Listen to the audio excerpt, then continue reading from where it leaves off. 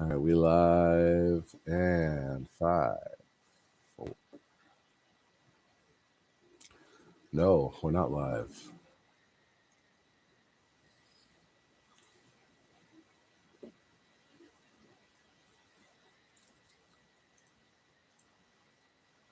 In 5, 4. Hello and welcome to another episode of the podcast for the recently deceased. I am the boss, Hosferatu, and with me today is Steve Anthony from Dark Claw Studios. Yeah, you're welcome. Today we will be discussing the Jordan Peele produced film, not directed. Him, which I know a lot of people were hyped for just by throwing that name on there. Um, but Jordan was excited about this movie too. He said that Justin Tipping, who wrote and directed the film, is the new master of horror, which, if you remember, is what Jordan was called around the time of Get Out and Us. Excellent movies. Jordan Peele is definitely going to go down as one of the horror masters. Justin Tipping, time will tell. I think. I think.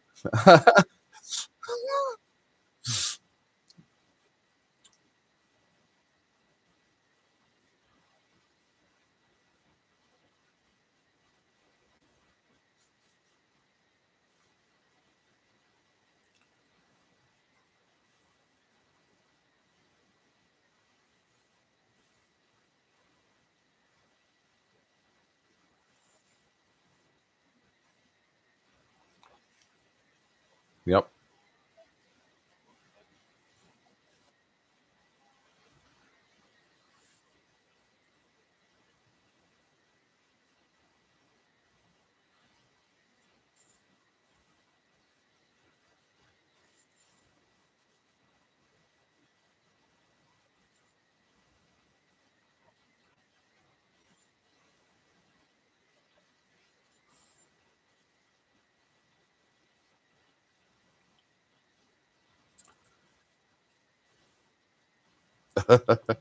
Okay. So if you're with us for the first time, we're going to give you a quick spoiler-free review with our score out of 10, and then we're going to segue into Spoiler City, where we are going to deep dive this movie.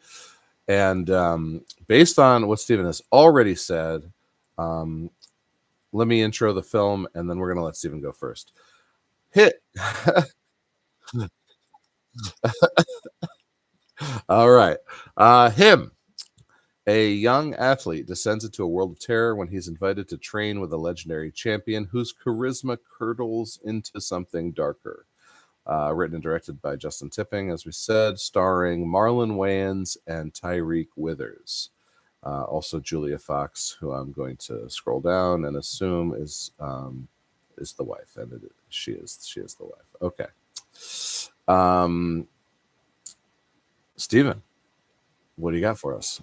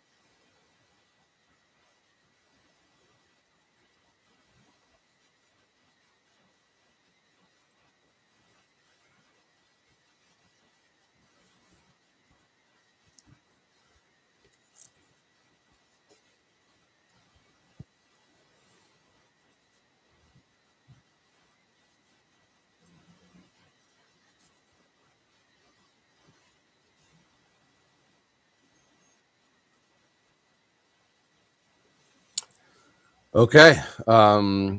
Him. We have phenomenal performances from Marlon Wayans and Tyreek Withers. If we don't see a nom for Marlon Wayans, I mean, sometimes the Academy likes to do things where it's like, oh, he's been in the game so long, it's finally time to throw an award at him.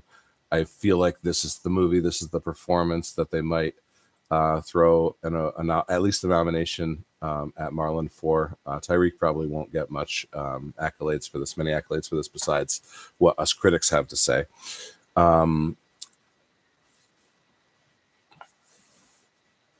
oh yeah, no, no, this he is definitely has range in this movie. He's not just some pretty guy with muscles who has his shirt off through the whole movie. Although he does have his shirt off through the whole movie. Most of it. Well, way more than that. Anyway. Um, okay. Uh, this is a beautifully shot movie. Um, the cinematography, the DP, how much of this is Justin Tipping, how much of it is just the people he's working with. The movie's gorgeous. Bordering on art house. Huh?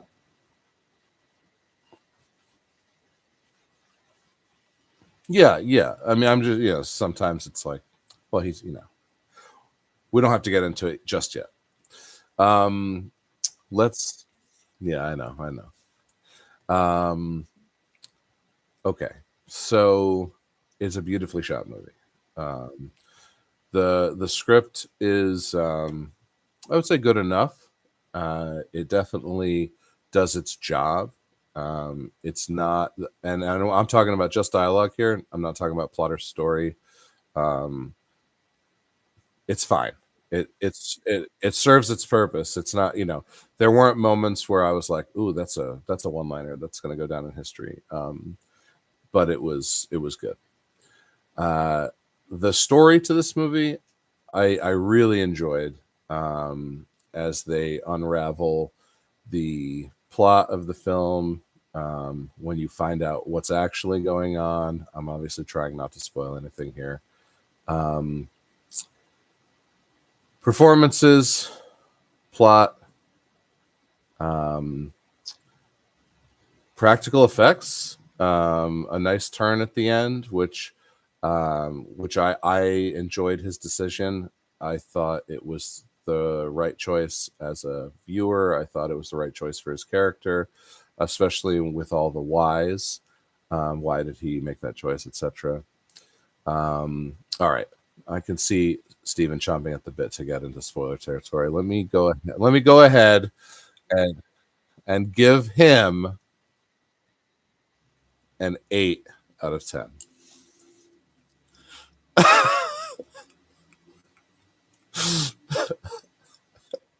Yeah, Steven, let's do it. Let's have one of those episodes.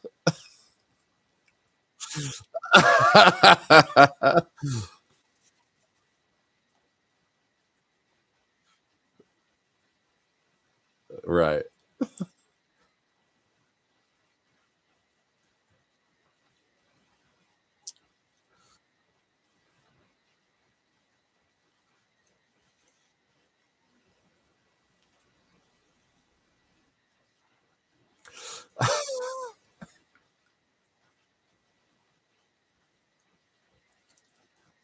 Oh, second time made it better.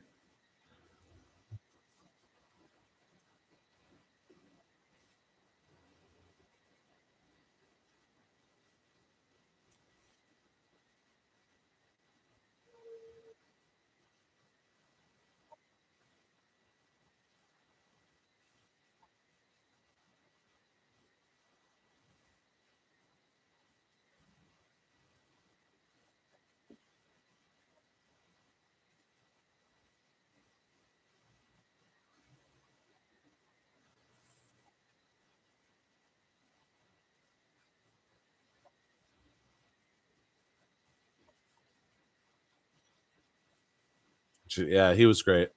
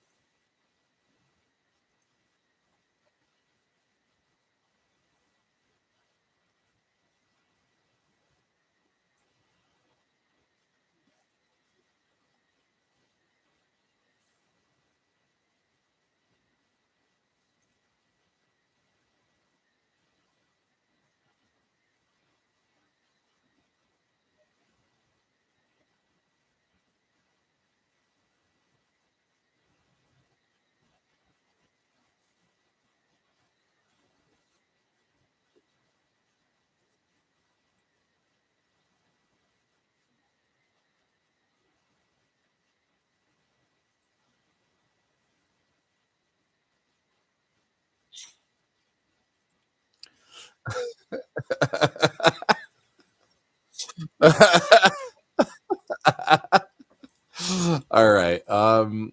So yeah, I mean, we don't have to play by play this movie. We can definitely just talk about it generally.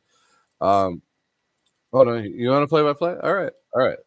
Play by play. So we starts off with a montage of or no, it starts off with him as a kid watching Isaiah White, who's played by Marlon Wayans, um, get that injury, potentially career-ending injury, and his dad pops over his shoulder and says, "That's what real men do. They sacrifice." At it, yeah, yeah. It was definitely sticking out.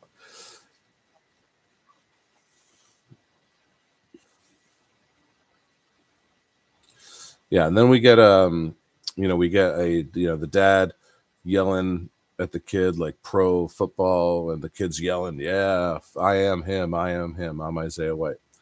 And then we get a an opening credits montage of Isaiah White crushing it and going on to win 8 championships, followed by a montage of Cameron Cade, who is played by Tyreek Withers. And we get his montage of how he's up and coming, how he's the next great, um, the, the next goat. That's right.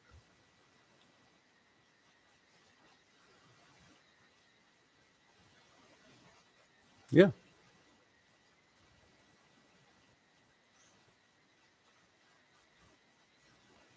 Yeah.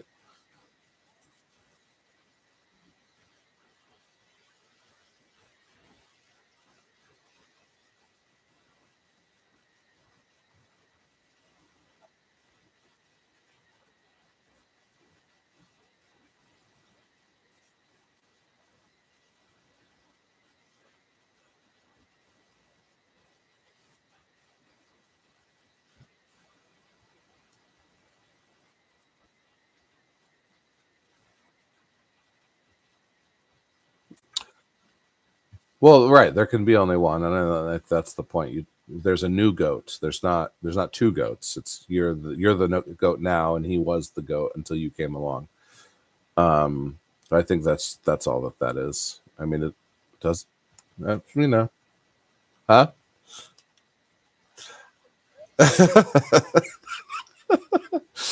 um, very adult of you. uh, um, so what happens next? We have some kind of no, the party's after the incident. He's like training, and he gets assaulted by a dude in a savior's outfit.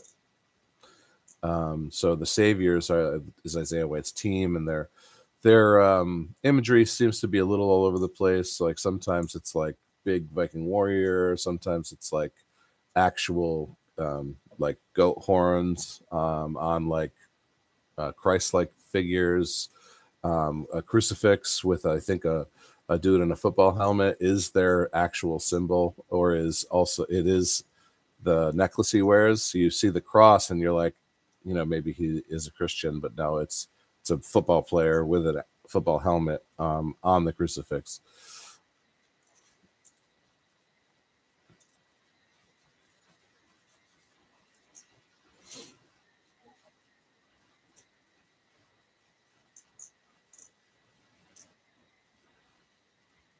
Mm,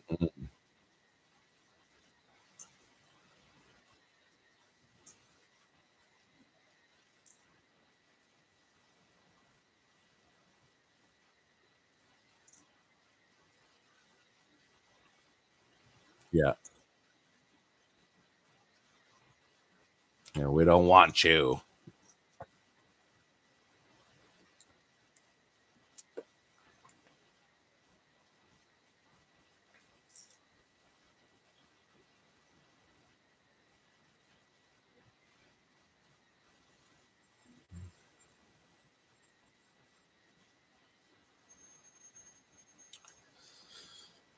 Yeah, I think we got plenty of it. I mean, between the crowd outside when he comes in, and then of course when Marjorie and the two guys in white attack, and then the team, like the team he puts together, they are all there to be sacrificed for Isaiah and Cameron.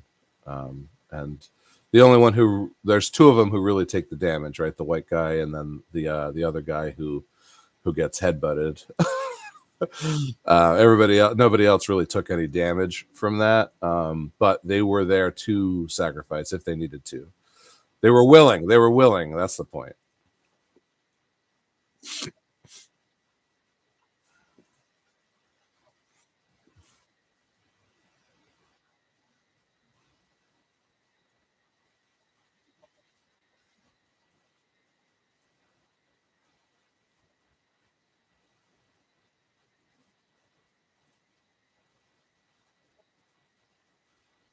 Yeah.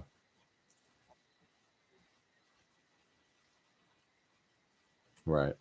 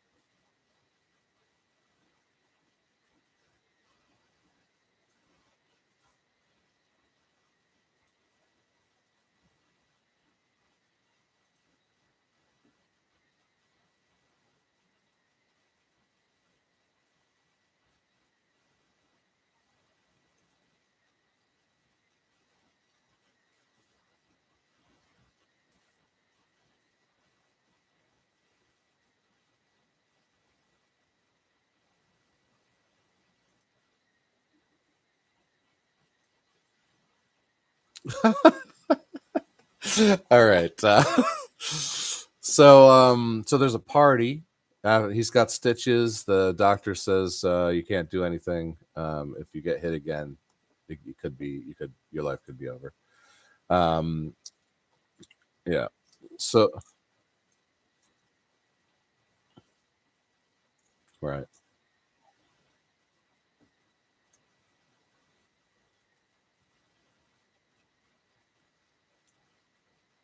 right.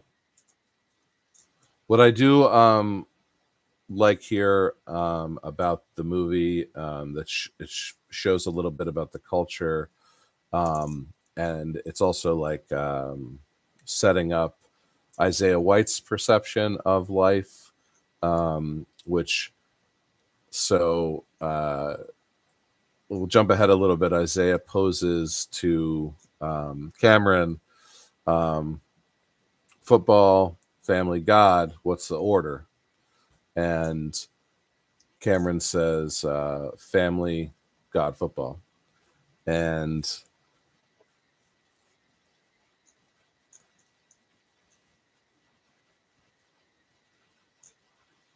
okay, uh, yeah.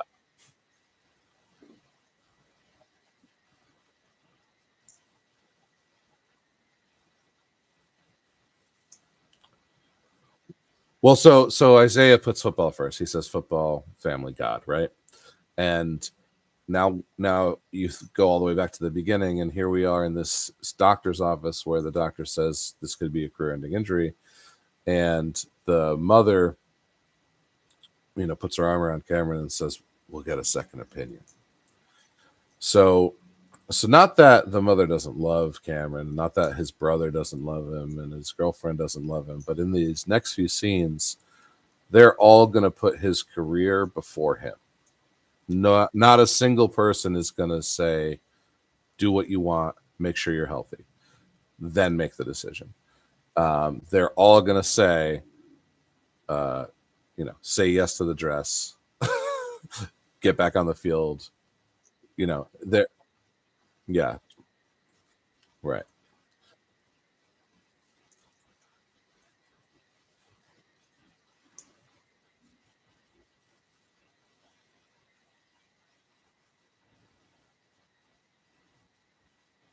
Right. So that was a nice it was nice to see that, especially since I've actually seen and experienced that in my life with my brother, just like how your family and friends almost turn on you. They have an expectation of you sharing your wealth, and if you don't, you know, it's your fault. You're a bad person.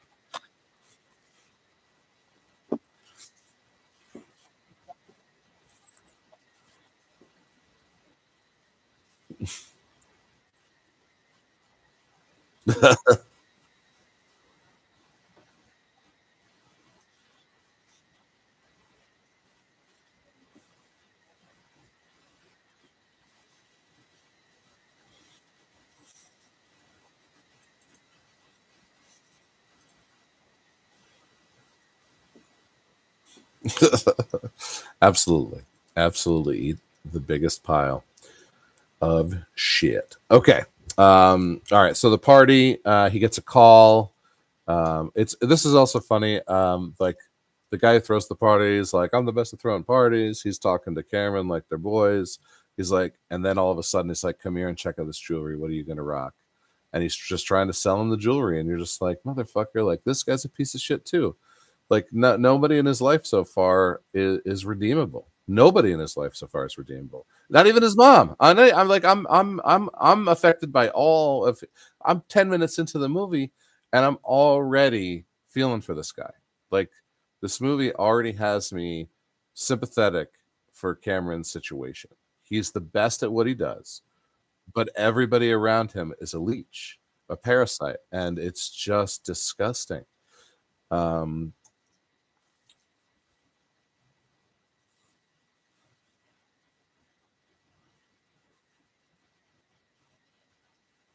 Absolutely.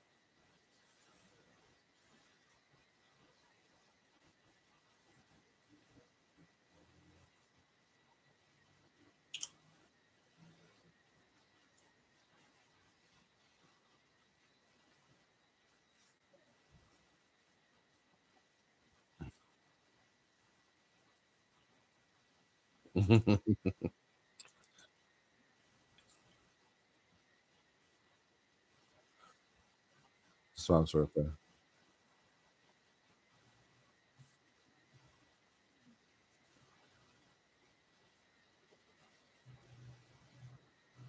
Yeah. They're not listening to him. He's saying, "This is hard." The brother says, "Suck it up, buttercup."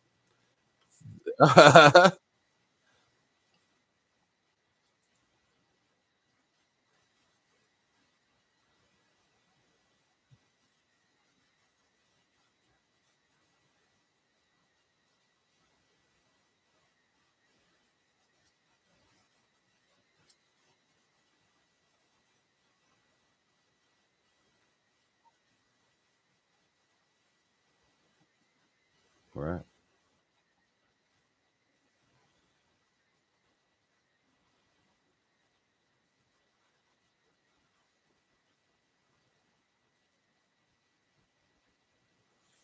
Absolutely. And that is his one cry for help, and in the call it's not answered. Normally, in a horror movie, specifically when you have an isolated character or a character who's being held captive, you have the friend or family member who is desperately trying to find them. They don't know where they are, so they're using cell phone GPS. They're checking their credit card receipts. They're doing all this side work to find them, and they're going to show up like right at the end, like right when it's too late or just before it's too late. Um, we don't have it in this movie. Like they're partying for the mom's birthday and not listening to him when he's calling when he's crying for help. They're just keep your head down, do the work, get that paycheck, make that money, come back to us and take care of us. And it's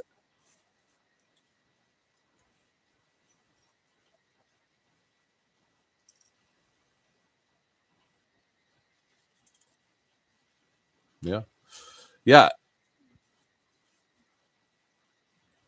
right. Yeah. Yeah, Isaiah White feels like the antagonist, but he's not. He's definitely not. He's another victim. So they're both victims in this scenario, and it's the plot that is the antagonist. The culmination of the events that are leading to the gladiatorial, Roman style, 1v1, two men enter, one man leaves. Um, yeah.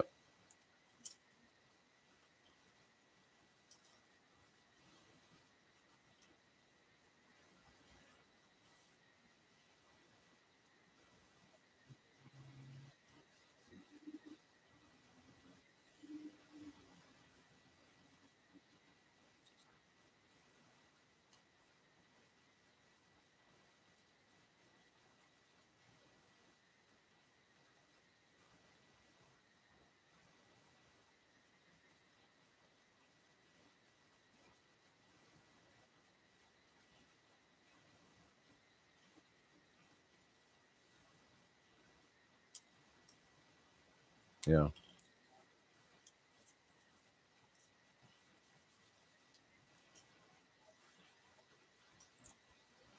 Sure, sure. But as we find later with the reveal, he was groomed for this. And that's the more shocking reveal. Like, because there's a few twists here, and they're most you can mostly see them all coming. Like, okay, that he and Isaiah are gonna have to have some kind of 1v1. Um, Day six, yeah. Day six is the climax.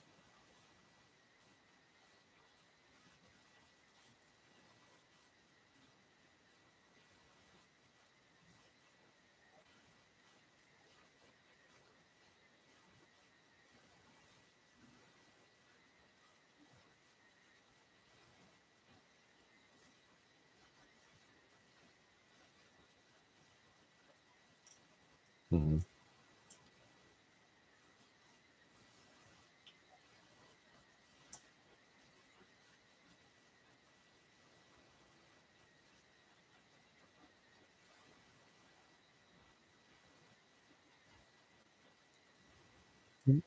And no, I think he knew full well what he was doing at that point. He felt like he was pot committed, too far in to go back. He had made his decision to go forward. Yeah, absolutely.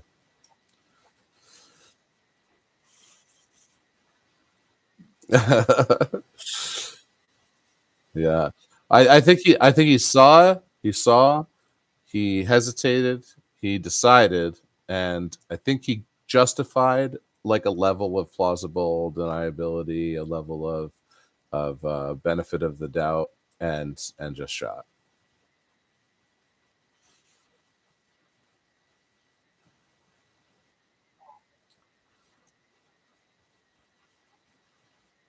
Yep.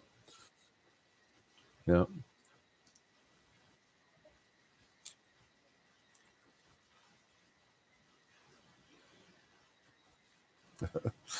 So we get some cool scenes. We get introduced to the wife when she's about to go on a little vacay. Elsie was her name. Um, and you can, well, so the pale eyebrow thing is new. I mean, a lot of celebrities are doing it now.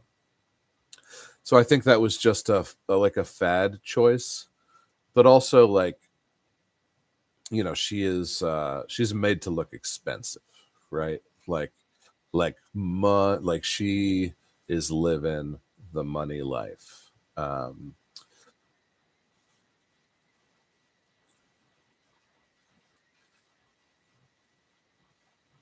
Yeah, absolutely. Right. It's all about status. Like, um when we first see her, she's selling metaphysical stones, a egg shaped one that she's like, pop this in your pussy the next time, and you'll have an amazing orgasm. And then And we make it for men too. And she hands a fucking a pointy tipped cylinder that's twice the size of this egg. And he's like, "What?" She's like, "You put it in your butthole, Cam." Oh yeah,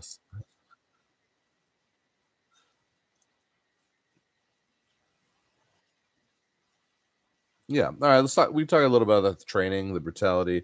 So day one is fun, and day one feels like training camp. Like he's got some buddies, he's gonna make some friends. He probably feels great at the end of day one, right? They talk football all day. It's all buddy buddy. It's jokes and it's great stuff.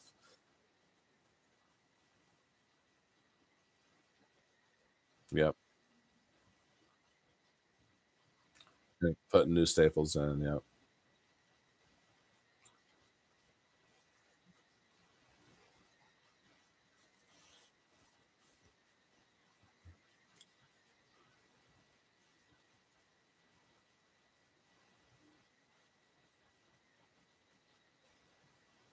I do, I do love how day one ends with him hitting the ice bath, and then we hard cut to him getting woken up with the ice bucket being poured over his body.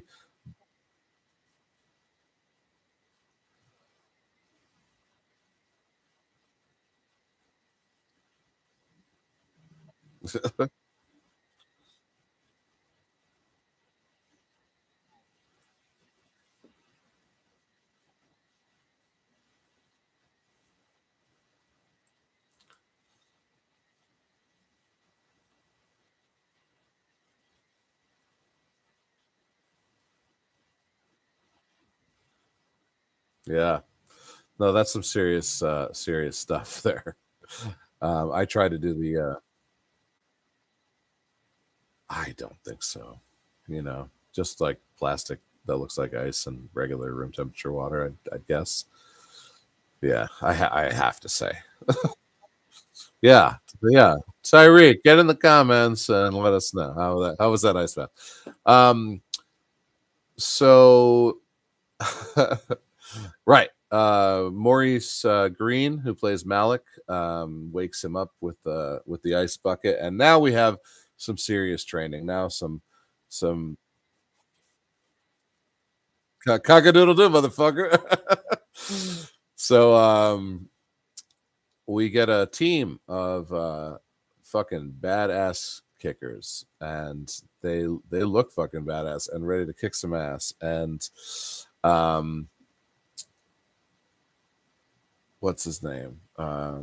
Cam is tired, so Isaiah's gonna go play without him, and then Jim Jeffries pops up behind him and gives him a little shot, and yeah, you'll thank me later. And Cam gets up and goes to play. And so the next scene is when they're throwing the ball with a 2 second timer, and the white guy in the crew gets brought over to the automatic football thrower, and every time Cam comes in over 2 seconds, they drop a football in that thing and it smashes right into his face. And this is a brutal scene. Very very brutal scene. Like it's not funny. Like sometimes in a horror movie when like violence occurs, you get a crazy weird kill or something, and you laugh out loud because it's hokey and whatever. Um,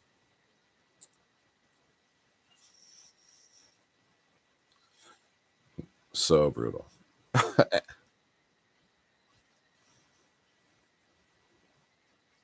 Mm,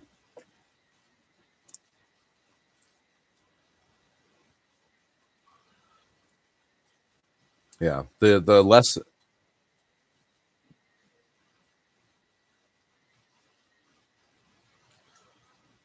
Yeah, the lesson here is you need to be a leader. Are you ready to lead? Everything is on your shoulders.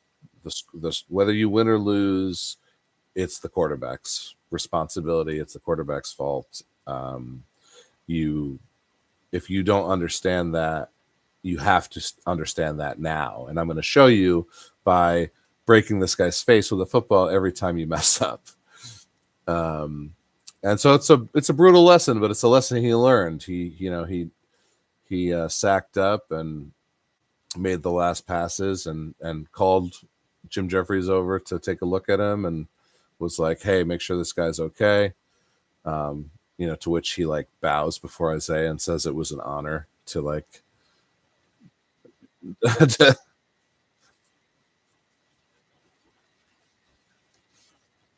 yeah,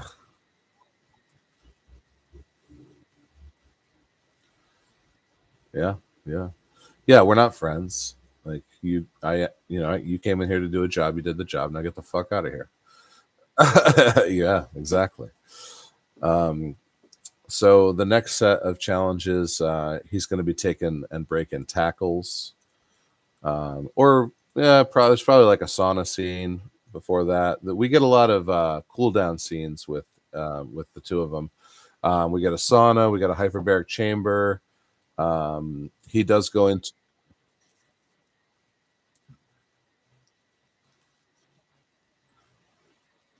I did, I did.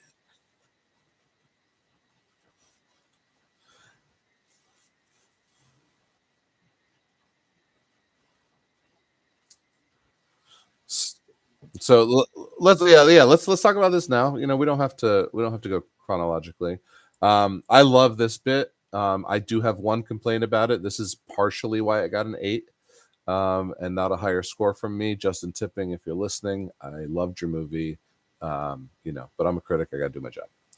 Uh, so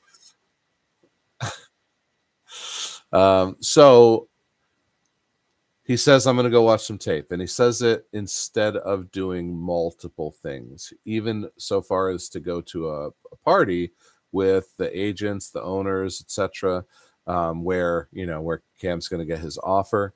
He says, I'm going to go watch some tape. Now, I'm going to go watch some tape means I'm going to go watch some fucking tape. And what tape is games of your opponents playing football.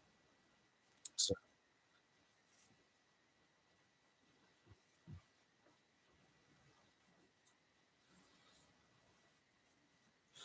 now, presumably that is what it means, because he has. Yeah, no, he hasn't announced his retirement. What I like about the reveal of this line is when he and um, Cam face off in the arena, so to speak. um, Cam walks into the circular room where uh, Isaiah is sitting on what is like a round, you know, chair or like re- padded recliner sofa, whatever.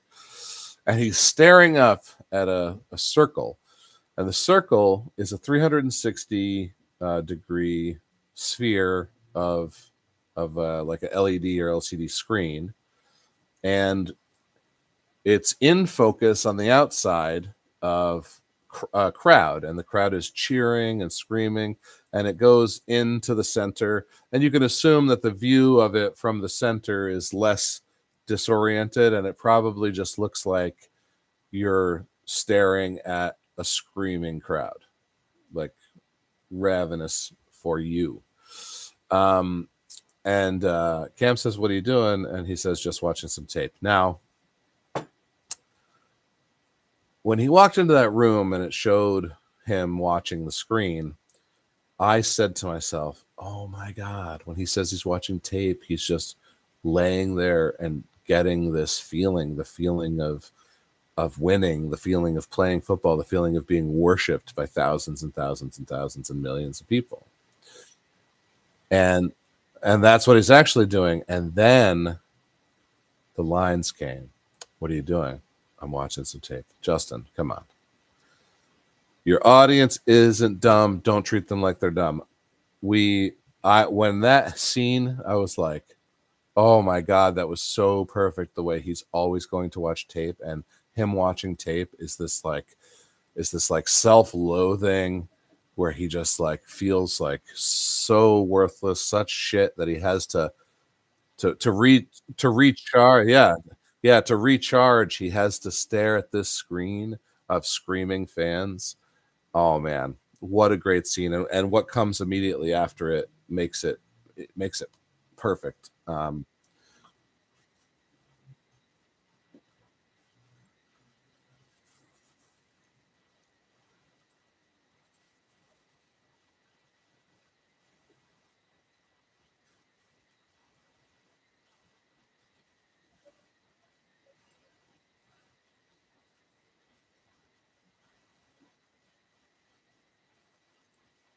Right.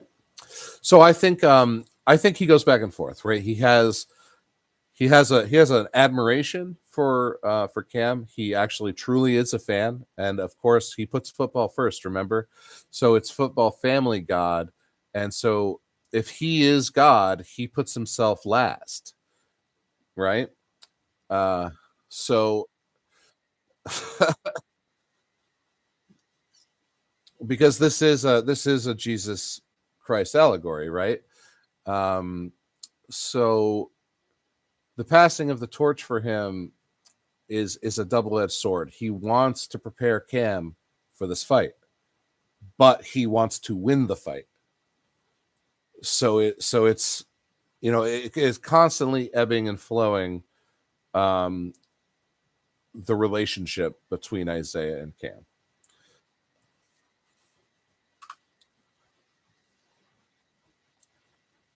Yeah.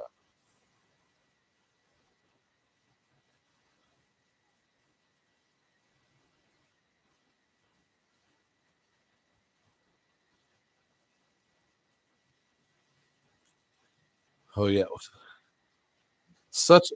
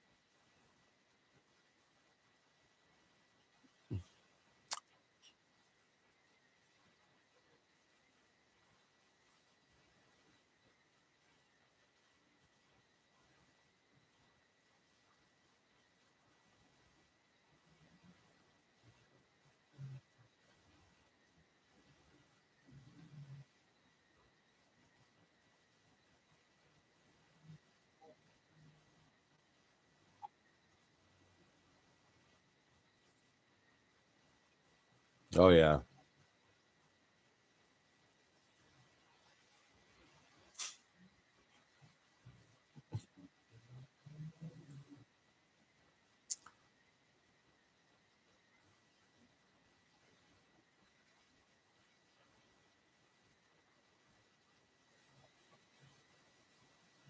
Right.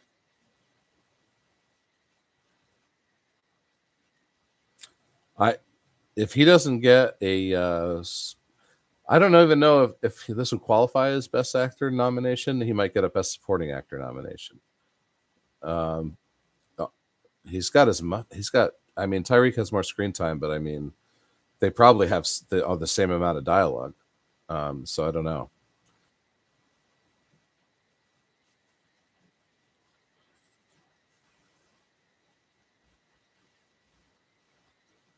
Right.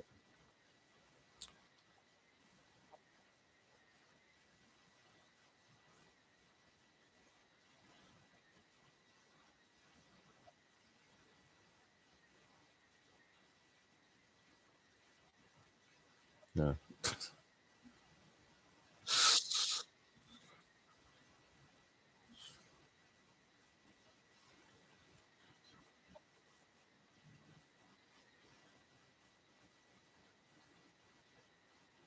Yeah. Yeah. And I mean, also, oh yeah, the couple times where he goes from like screaming in his face to almost like gleefully insane and playful, like, and he does it on a dime. The couple of times that happens, so amazing.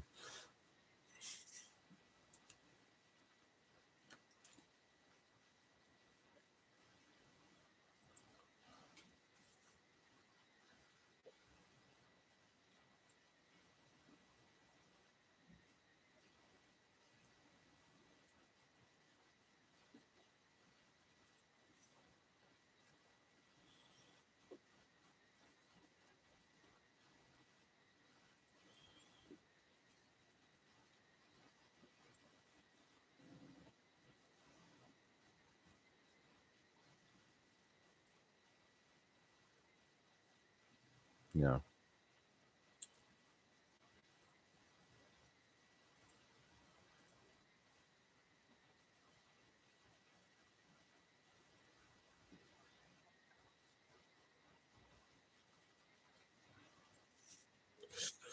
We're almost there. We have to set up like two more things. So we did talk about the attack from Marjorie. So Marjorie and these two guys in white are obsessed fans. They attack Cam in the sauna. He thinks he kills Marjorie. Isaiah throws her up against the wall, and we think Isaiah kills her. And then he says, "You go out, get out of here. I'm going to clean up this mess." Um,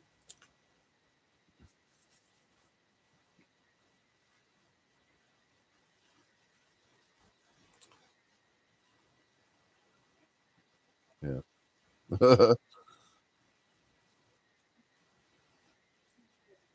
yeah, right. And then they have a few more lines. Yeah, and then they have a few more lines of dialogue, and then out of nowhere, he goes, "Oh, that lady." Yeah, it's fantastic. I remember.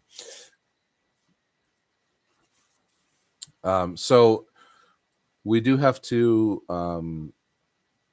read along the lines with the Jesus allegory, the Christian allegory that this movie um, definitely just embraces. Let's say we have to talk about the blood.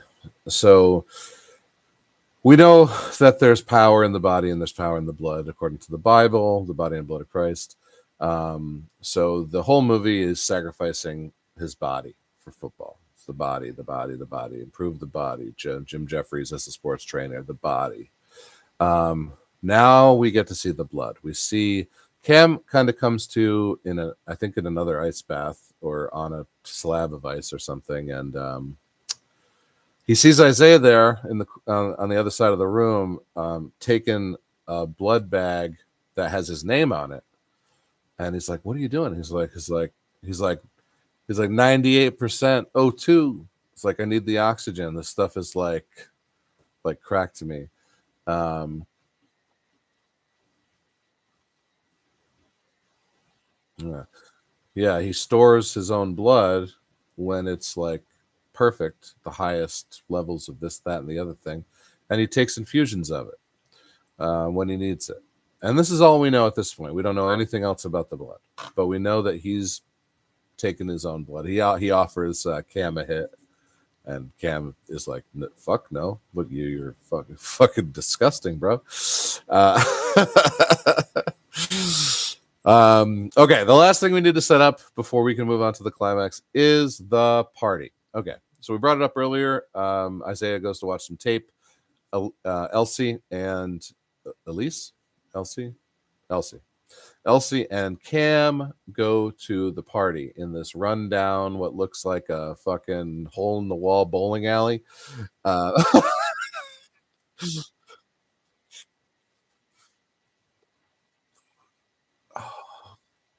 yeah, I like it's a Super 8. Yeah, yeah, yeah. Yeah. They go inside and then there's like this like regular lady, a middle-aged lady, and she's like, "Oh, Pam, I love your hair." It's just like, "What the fuck?" And she's like the gatekeeper. So they walk in and they take her corner and they open these doors and it is money. It is oh, yeah. Yeah, yeah. Yeah,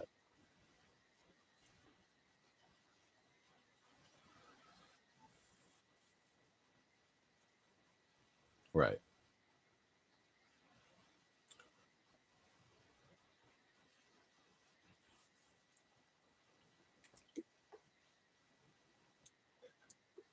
Right.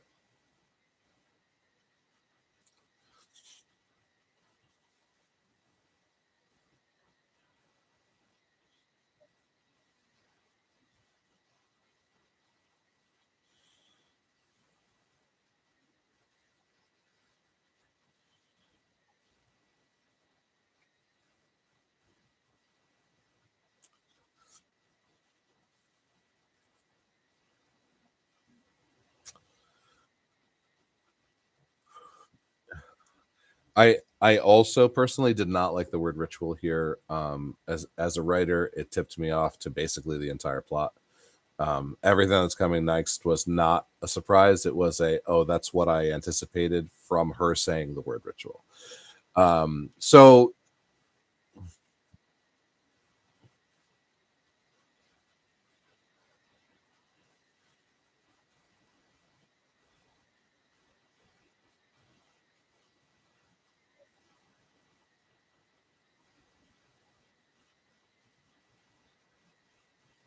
yeah.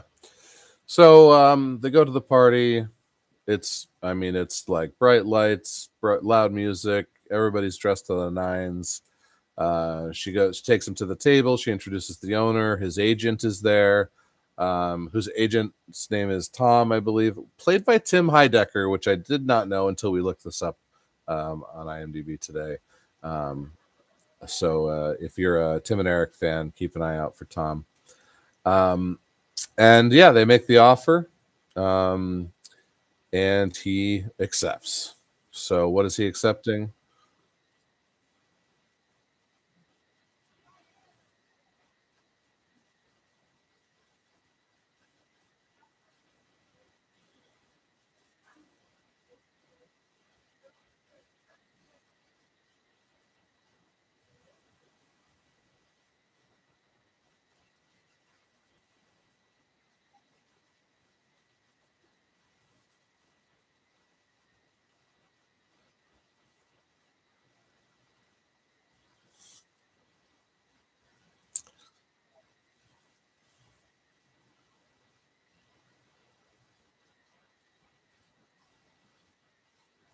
Oh yeah, and the imagery is there in the scenes coming up. So don't worry, he'll get his in the end. Um,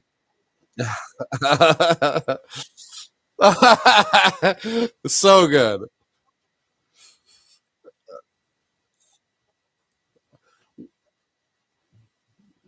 Yeah, yeah, that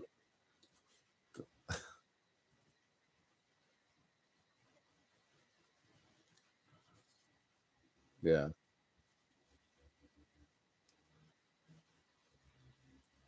yeah, yeah. I love the climax of this movie. It definitely ties it all up into a nice does a nice bow, and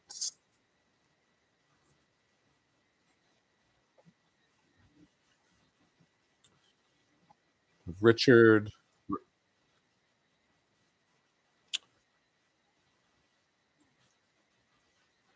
Richard Lippart.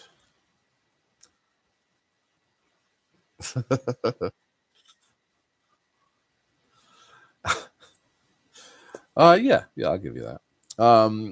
All right, so now we're coming to where um he wakes up and he's gonna see something. I hope you can remember that's gonna make him want to get out of there, or that's gonna make him try to get some revenge on Isaiah. And he doesn't matter. He decides to take his trophy. So he's got a trophy case with a really nice trophy on it, and then the 8 rings surrounding it. He's walking down the hallway with that trophy. He's running it down the hallway. It's scraping all the way down.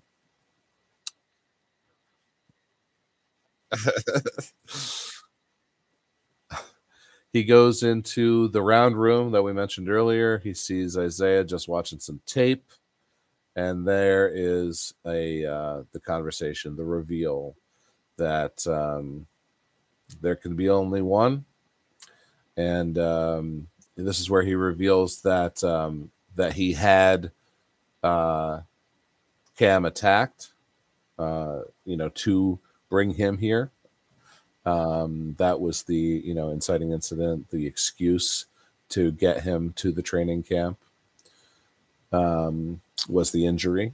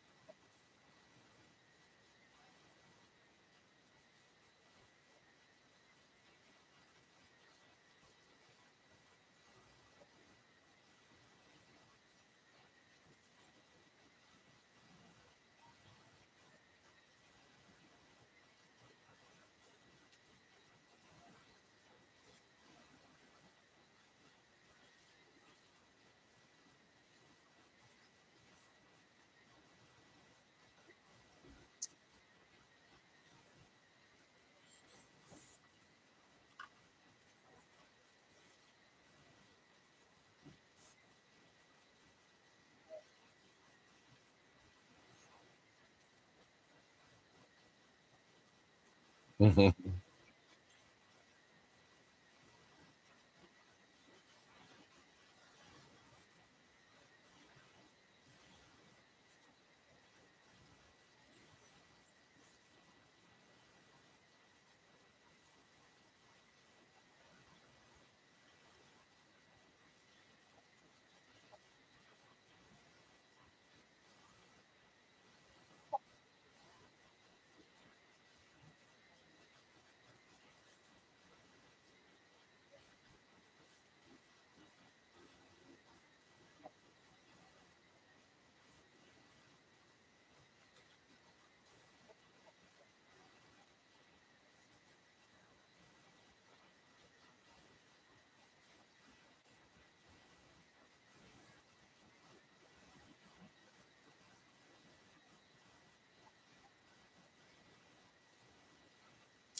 I totally agree. I think she goes from 0 to 100 a little fast. She could have made a pit stop along the way.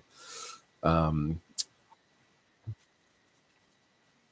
yeah, yeah, yeah. Um, I do have to backtrack. I remember why. He wakes up on the ice slab, and he is hooked up to the IV, and he wakes up just as his body empties a full bag of Isaiah White.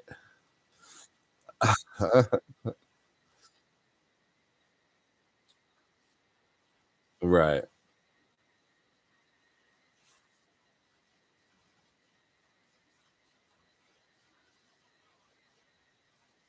the forward pass.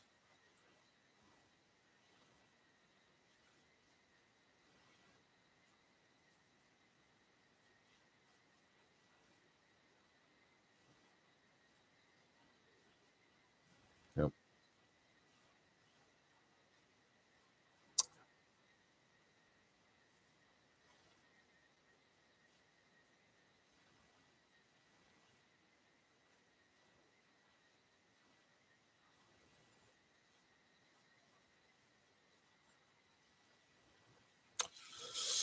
So, yeah, I have to disagree. I loved it. Um, I love the slow burn and the payoff, especially when the payoff's as big as this payoff. That's so a slow burn with a little of a payoff. That's when I'm like, what a waste of my time. When the payoff is fucking fireworks, that is when the slow burn is worth it. Yeah, yeah. Eating her alive and just leaving like a leg. Love it.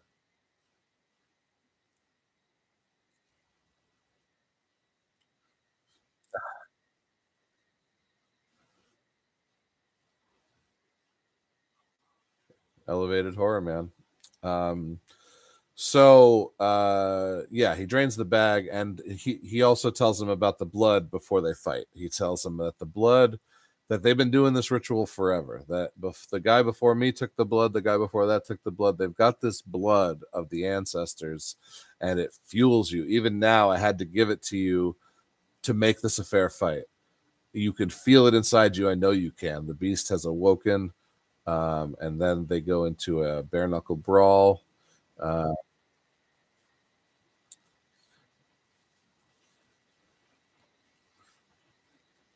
you know,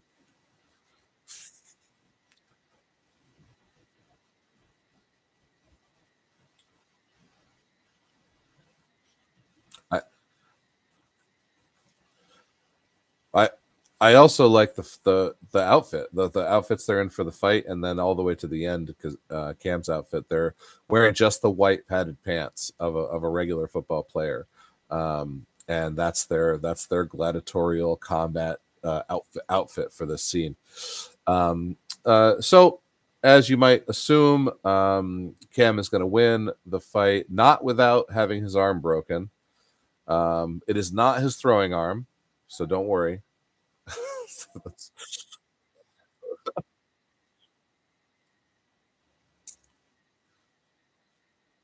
So then they've talked about going through the tunnel, the dark tunnel, and the lights and the cheering of the crowd on the other side.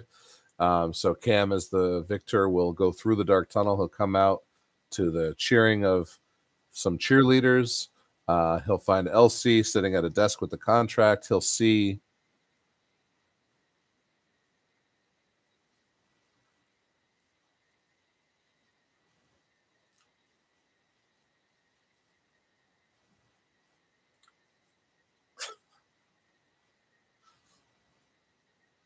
right.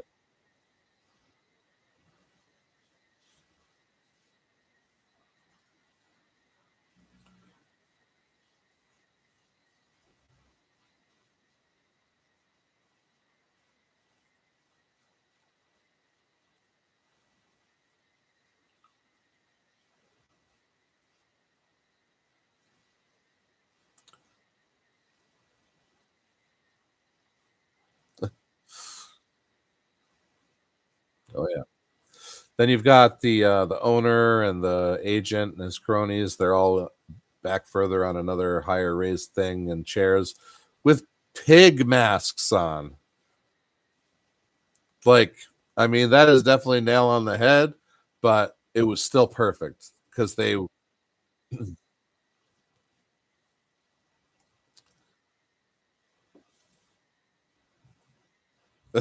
yeah, it's just that simple. Um, Congratulations, sign the contract. He kind of pauses, doesn't move, sign the fucking contract. Si- yeah, Isaiah Whitstead is dead. He knew one of them was going to die. He definitely didn't think it was going to be him. Oh, yeah. Um, so sign the fucking contract, Cam. Sign the fucking contract, Cam. The owner looks at him and goes, I'll kill your fucking family. Sign the contract. And that's it, man. He sees this picture. He remembered.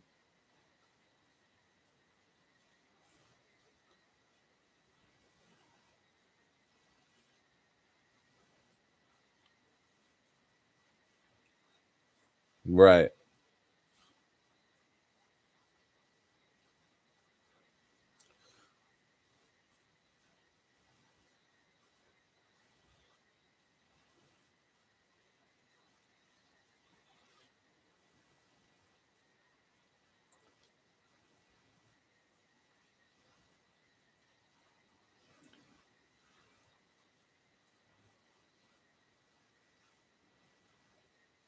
right, right.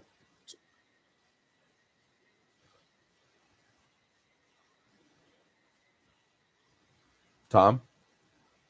Or the no, he didn't kill Tom. He let the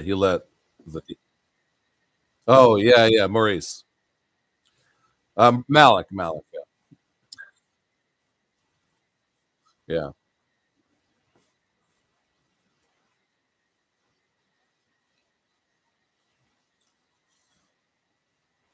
It definitely shook him, shook his confidence. Yeah. So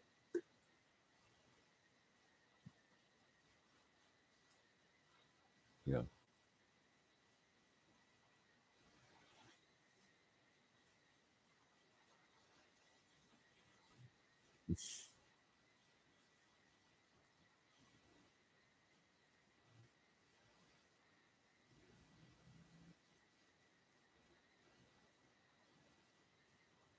yeah.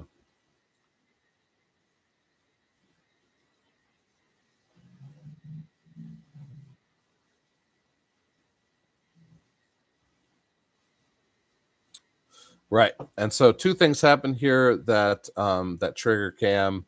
I don't know if how much of an internal monologue is having with himself on so should I sign it, should I not sign it? Um, three right. Three things are going to happen here. So the first thing is he sees a picture of himself as a child, his father shaking hands with the owner. This is where I think he puts it together that yes, he was groomed for this from childhood, and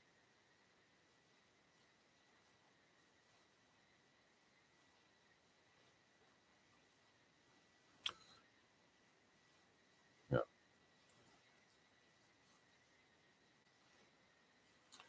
Uh, the second revelation of this photo is that the father's emphasis on what a real man does is sacrifice for his family, for football, for whatever. Um, I have a hypothesis that that he sacrificed himself to have his son groomed. There had to be a price to pay. They didn't just pick this kid because he was a kid, uh, you know, 5, 6, 7 years old. Like just because he loves football, like why was he groomed from that age?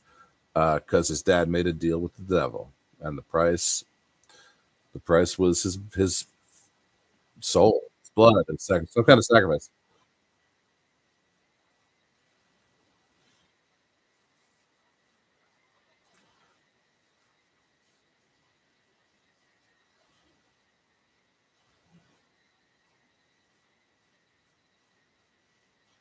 Hmm.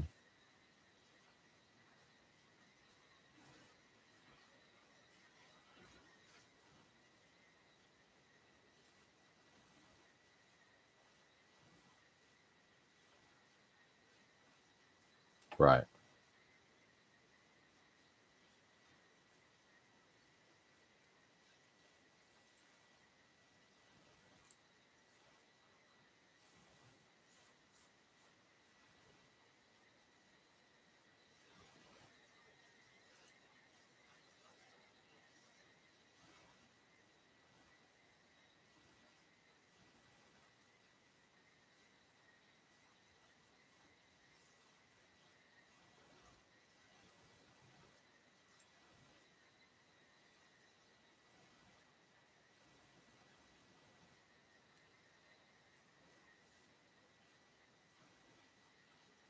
Yeah. Yeah. Yeah. No, I'm definitely the price to pay. Whether it was a willing price he sacrificed, or if it was partly willing and partly part of the process. We need to kill you so that your son lives for you. You need to program your son that football is life, that sacrifice is everything, and then we're going to kill you so he obsesses over these things that you said to him. And he's just, yeah, yeah, there's a lot of levels to this. Yeah, yeah. The psychological horror to this movie is very deep, and then you have this almost exploitative um, gore fest at the end, which is just a lot of fun, and also relieves a lot of the tension of the previous 90 minutes, as well as it's all catharsis because he's about to kill all of the villains in the movie. Like, every yeah.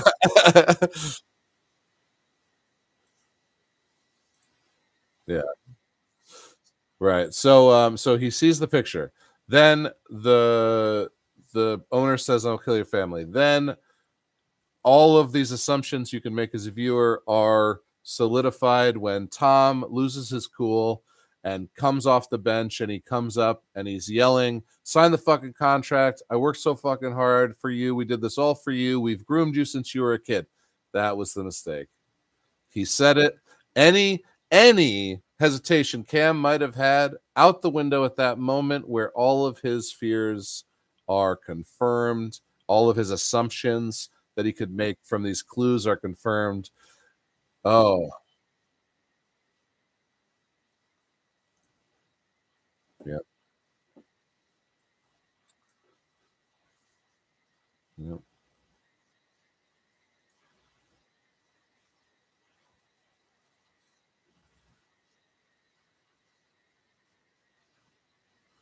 right.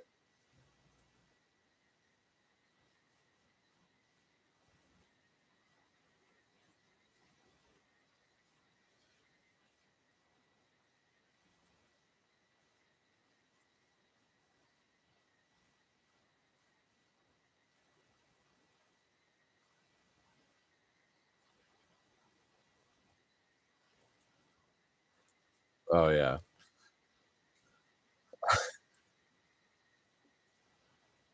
Yeah. Yep. So Elsie says, "So I gotta fucking do everything around here." And she goes up, and first of all, Cam can sense a body behind him. It's Malik with a sword, um, but Cam has the ice pick or the hammer pick, um, and he kills Malik before Malik can kill him. He drops the hammer pick and picks up the sword that Malik had. Uh, he says, "Cockadoodle doo." Uh, yeah,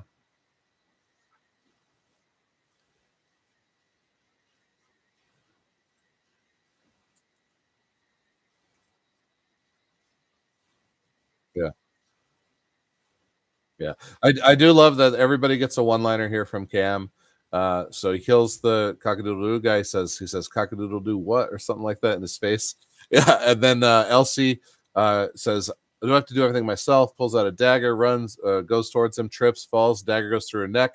As he walks past her, he goes, "Your eyebrows look stupid."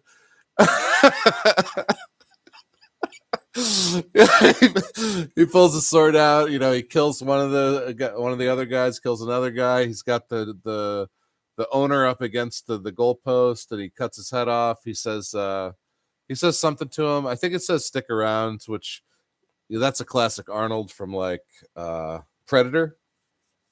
But you know, anyone you can say "stick around."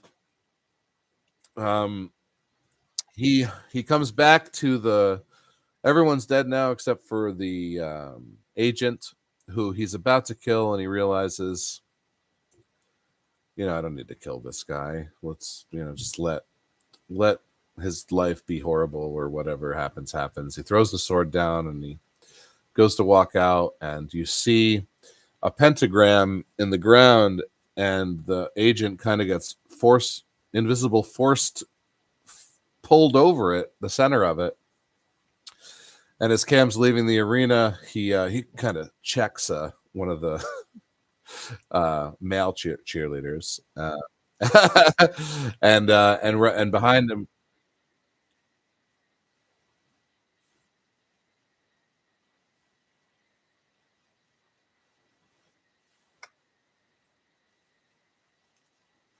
we are right, right. He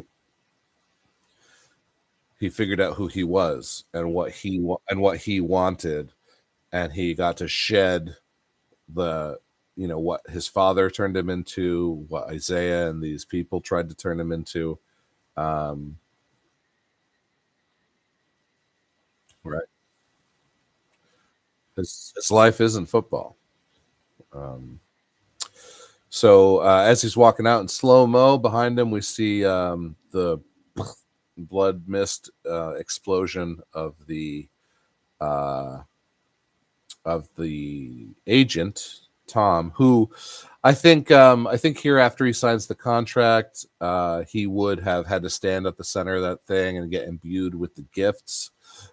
But instead of the ritual going like it was supposed to, the pentagram just grabbed the nearest entity and just took it as a sacrifice. That's just and that's just guesswork. Like, and it honestly doesn't matter what the truth of that is, just because it was a fun little thing to happen as the movie comes to a close. Yeah, so I think that's it. If we want to talk about things we really liked or really didn't like that we didn't cover, you can go first. I know what I want to talk about.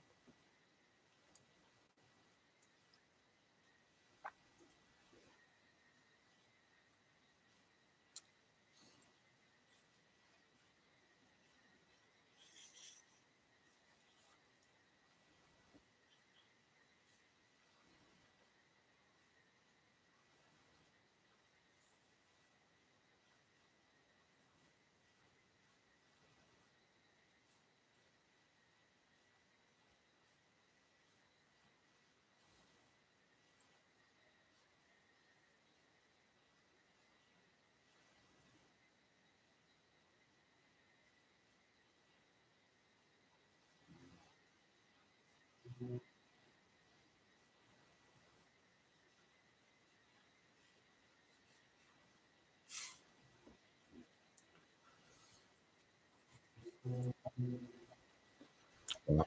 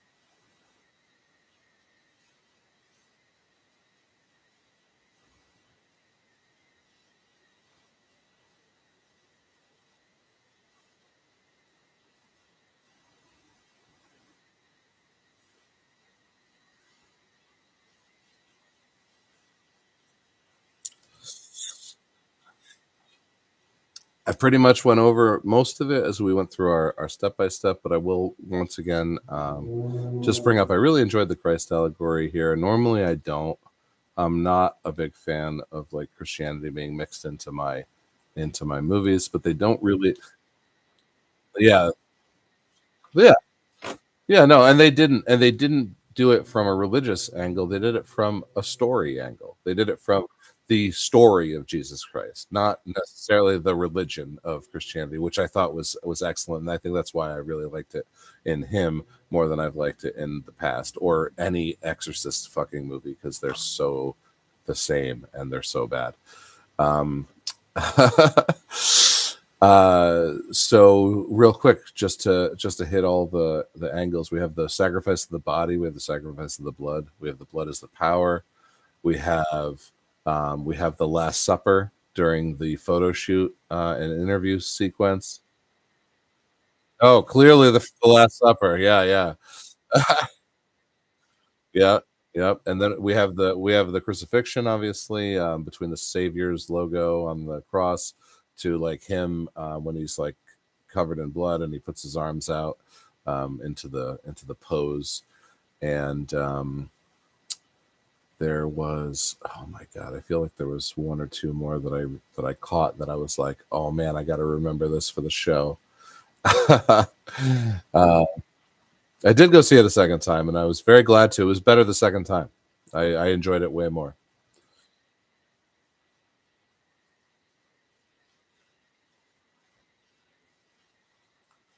Right.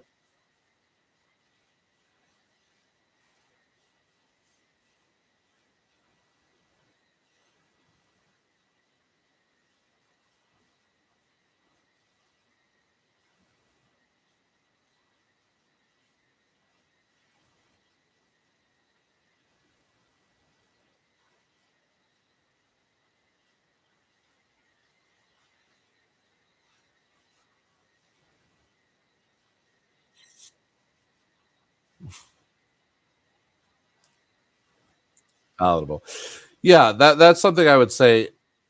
Yeah, except I'm on the other side of it. Like, I told people after I saw it the first time, I was like, this almost tries to be like an art house Hollywood horror, and art house indie usually turns people off, especially in the art house like horror genre.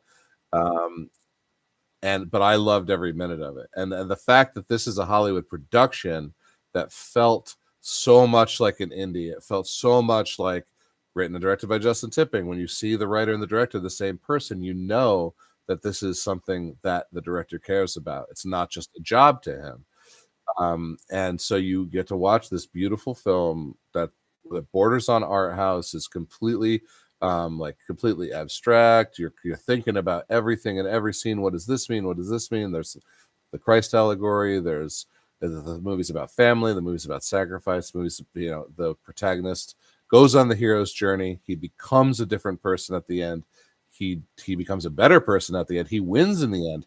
Unlike Christ, who sacrificed himself for our sins, he has to sacrifice himself for the fans. He chooses not to. He does not abide the word of God, and he kills them all and goes on his own merry way. And that's because of the journey he went on. That's because he grew as a person throughout the story. And um, once again, the contrast between this beautiful psychological horror and the last 10-15 minutes being so brutal, and almost slapsticky with the overuse of blood splatter effects. It's cathartic as a viewer. You're you're so tense. You're on the edge of your seat, worrying and anxious about everything that's happening in the movie, and then he makes this decision to not sign the contract and to kill all these motherfuckers, and all you can do is smile. You get your catharsis, you get your release, and you don't get it in a realistic way either, because of the due to the the wacky nature of the practical effects, which once again, I love my practical effects. Um,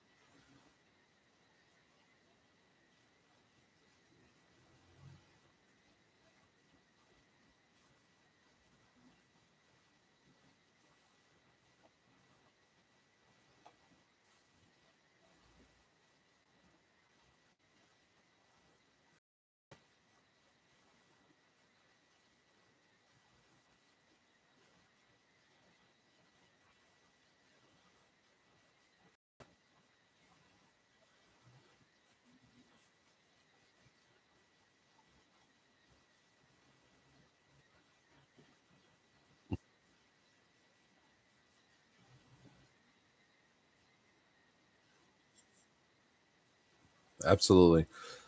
And in summation, that's why I gave it an 8 out of 10.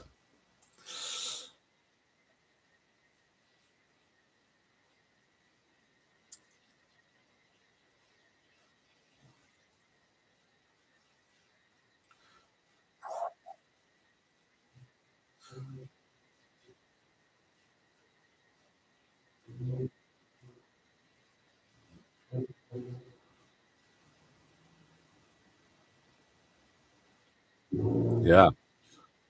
Yeah, I know, and what's so brave about my rating is that it goes against the commonality, and despite Steven falling in line, conforming to the norm, and giving it the bad rating like everybody else is giving it, you should definitely check out darkclawstudios.com, pick up a copy of Darkwake.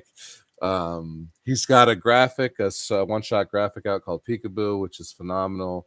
I hear a collection of short stories is on the way. It's a reprint, but it's still coming soon. Um,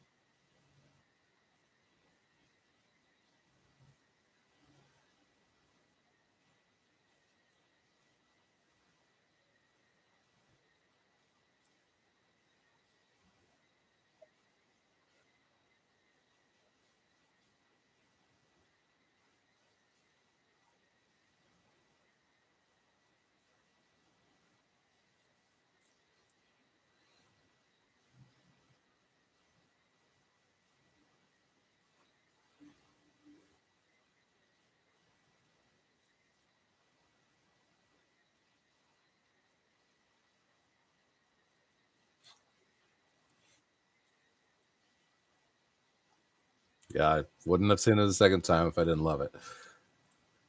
Yeah,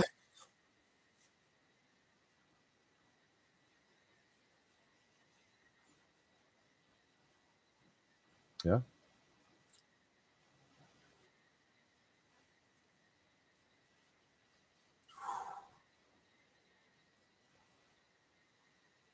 Mm.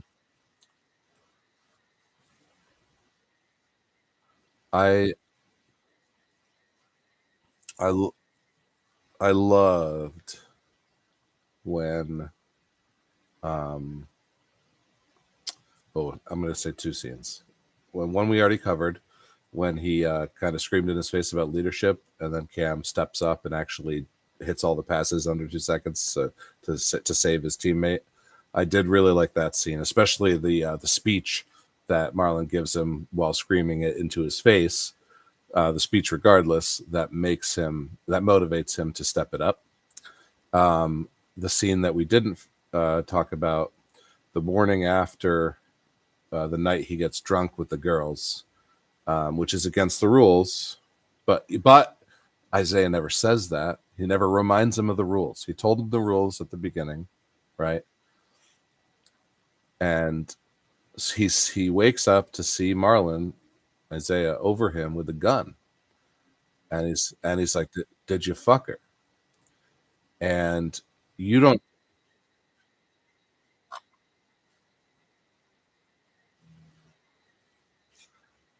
So there's a lot of questions here. Immediately, is he implicating that he fucked his wife, or is he asking if he fucked anybody? In the beginning, he says, no cell phones, no phone calls, no Pornhub, no PornTube, no OnlyFans.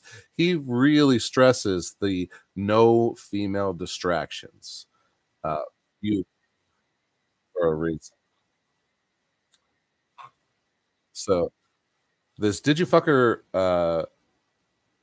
Inquiry is amazing, and some of the best acting from Marlon in the film is this scene, um, because he's got the gun as the prop. He talks about how when he was young, he'd like she'd be sucking my dick. He sticks the gun in his mouth and he starts to push it up against his cheek, and he slobbers all over himself. What he does is so like physical, so visceral, like a very excellent um, scene from Marlon.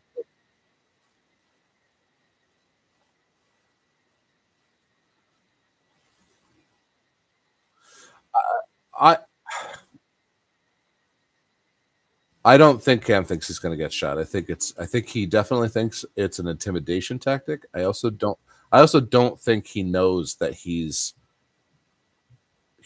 needed more, because the question of whether or not um, Isaiah is going to retire is still on the table.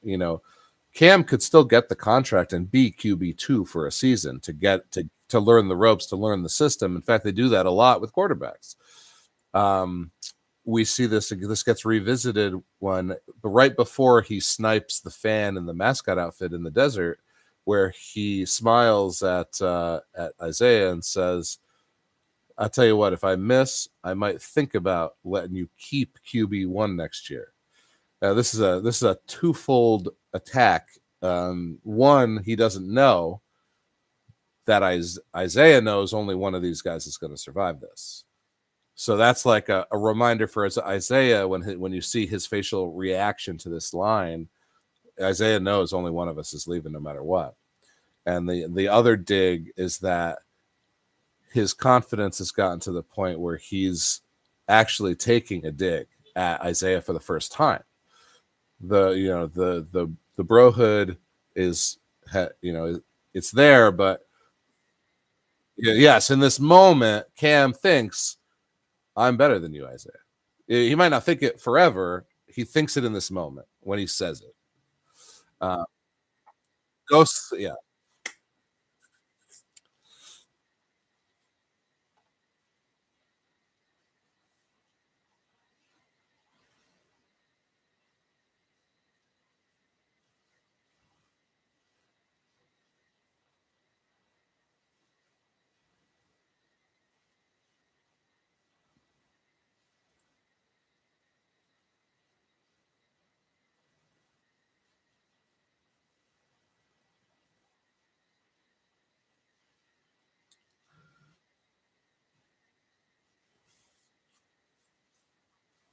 All right. Well, thanks for watching, guys.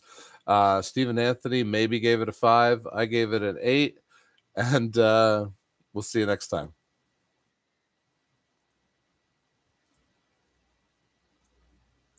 All right.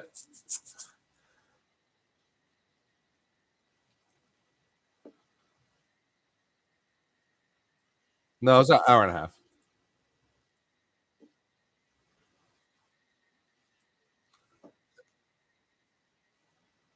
Oh, okay.